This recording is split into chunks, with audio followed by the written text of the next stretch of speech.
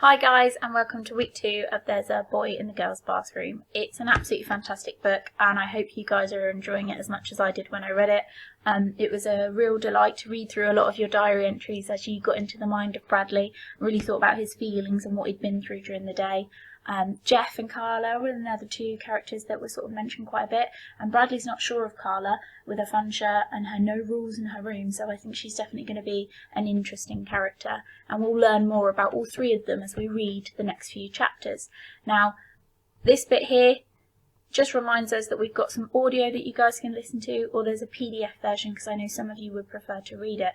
So we're reading chapters 10 to 19 this week. If you want to read them, it's from page 52 on the PDF, but obviously the audio links are there and they're split up into the sections that you guys need to do as well. Now, there are some helpful questions after each section that we've put up on the audio, and I would recommend that you really think through those. You're going to learn a lot more about Jeff and Bradley and their friendship, and you're going to be learning about what's going on in his mind a little bit more, and a bit more about how the other characters treat them. A bit about Colleen, and how she treats Jeff and how it's different with Bradley as well. So, getting a better understanding of all the characters, your task is you are going to be writing a reply to Jeff.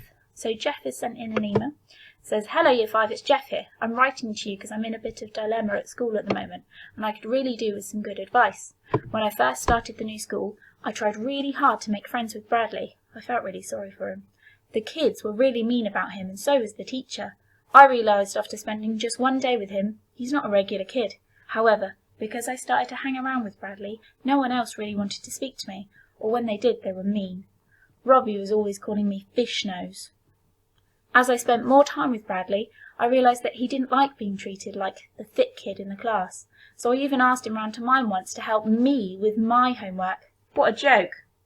When we were together, Bradley would say stuff like, 'Let's beat up those girls,' but I think it was all just a front to cover up how he really felt when other kids were mean to him. Who can blame him, really? Anyway, it was all going okay until one day, on the way home from school, Melinda and Bradley got into a fight and she hit him. Then, the next day at school, I was called to the principal's office and accused of giving Bradley his black eye.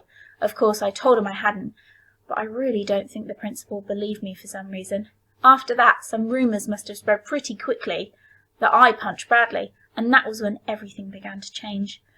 That very same day, Robbie and his gang congratulated me for hitting Bradley and then invited me to play basketball with them. I have to admit, I didn't tell them the truth about Melinda giving Bradley his black eye because they started being nice to me and I felt like part of their gang. I've even started to be mean to Bradley when they are there just to save face. I wouldn't normally do that kind of thing, but these are the kind of types of friends I had back in Washington. They're normal kids. I've seen Bradley watching me with my new friends, and I do feel a bit bad. And I can't invite him to play. He would just ruin everything. I don't know what to do. I do feel guilty about Bradley, but at least I'm happy now. Do you think I've done the right thing? What would you do if you were me? I hope you can give me some advice. Thanks a lot, Jeff." Now, you're going to be writing a reply to Jeff, and we know that you guys are kind, empathetic, really helpful children, so we're excited to see the responses that you would give to Jeff, because he's in a bit of a tricky situation. Now, we suggest when you're planning ideas, it would be good to make a note of all the thoughts that you've got for Jeff, and then maybe pick a couple to focus on when you're writing a reply to him, so you're not giving him too many suggestions. So have like a few ideas in your plan, and then maybe pick 2 or 3 to focus on when you write it. And here's a modelled write. Now, I'm not going to read through the modelled write because I want you guys to make sure you take the time to read through the modelled write and think about how you would respond to Jeff. But sometimes it's a bit helpful to have a structure. So we've written some of these key points here to help you. Introduce why you might be helpful. Share your advice with Jeff and get him to think about the emotions involved. Who could help him? So think about the people in school that Jeff could go to talk to get some advice from. And end with a positive message. So don't forget, we've got to bring up that positivity at the end there. And don't forget, because obviously this is our English task, we want you to think about these skills that we've put here. Now, sentence openers, we are amazing at them, so you guys will absolutely smash that. Emotive language, remember you're being empathetic, you're responding to Jeff's feelings in his email to us. Rhetorical questions, we know those. Points explained, really try and explain it, otherwise Jeff won't know what he's doing.